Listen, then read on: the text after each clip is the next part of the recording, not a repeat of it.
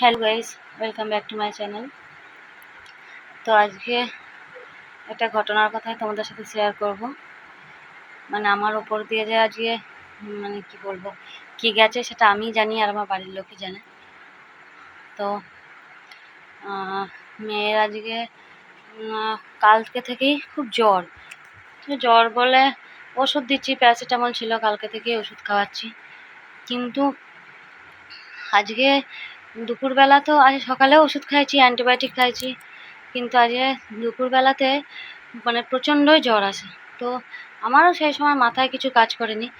তো প্রথমে সকালে সেরকম কিছু খাইনি বলে দুপুরবেলা যখন 12টা 10-15 বাজে ঘুমিয়ে যাচ্ছিল, তো ঘুমিয়ে যাচ্ছে বলে আমি বললাম যে তাহলে একটু কিছু খা। ভাত খেলো না তো বললো দুধ খাবো। তো যার জন্য ওকে দুধ খাওয়ালাম, কিন্তু বিশ্বাস করবে না, দুধটা যে খাওয়ালাম ও আমার কোলেই ছিল। দুধটা খেয়েই হঠাৎ মেয়েটার দিকে তাকিয়ে দেখছি ও ওপরে এইভাবে চোখটা তুলে চুপচাপ শুয়ে আছে, মানে কোনো কথা বলছে না। এত ডাকছি কোনো সাড়া দিতে পারছে না।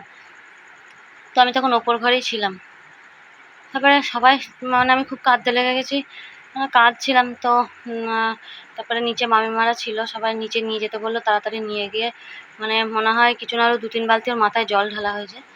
তো জল ঢালার পরেও যখন জল ঢালাচ্ছে তখনও মেয়ে আমার পুরো শক্ত কাঠ হয়ে গেছে, পুরো নেতিয়ে পড়েছে। আর মানে কি বলবো, চোখগুলো ওপর দিকে উল্টে মানে চোখ ওপরে তুলে দিয়েছে, মানে কোনো সাড়া শব্দ নেই। আর সেই টাইমটা মানে আমার ভেতরে যে কী হচ্ছিলো সেটা আমিই জানি।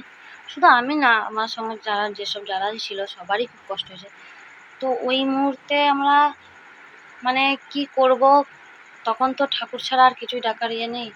তো সবাই মিলে কেউ ঠাকুর ডাকছে, কেউ তার গুরুকে ডাকছে, মানে কি বলবো। আর সমানে তার মাথায় জল, মানে মেয়ের মাথায় জল দেওয়া হলো। তো ও পুরো বাক বন্ধ হয়ে গেছে, কোনো সাড়া শব্দ নেই।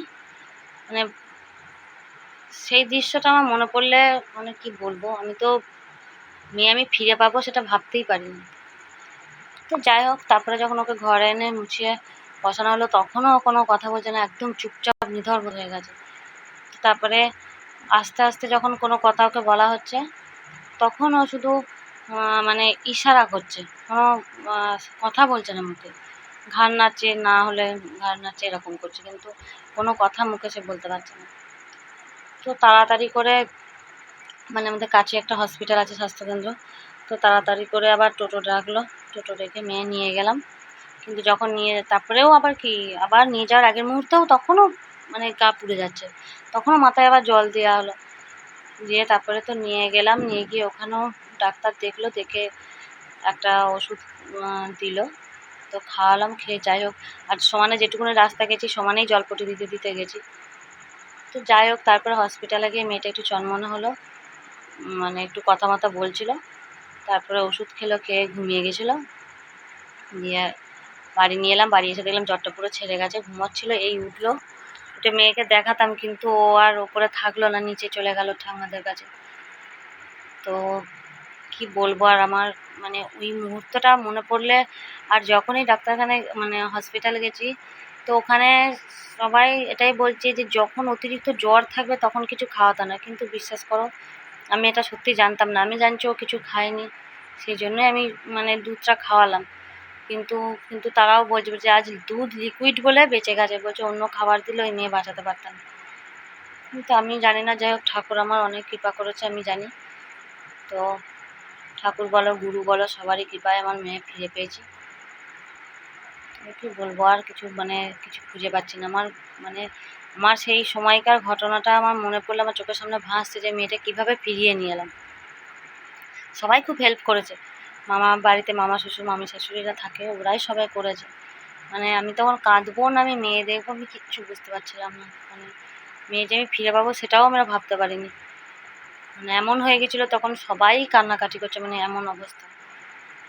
তো যাই হোক, সবারই কৃপায় মেয়ে আমার ফিরে এসেছে। তোমরাও মানে অনেক ঠাকুরের কাছে কি বলবো, প্রে করো যে আমার মেয়ে যেন মানে খুব ভালো থাকে, সুস্থ থাকে।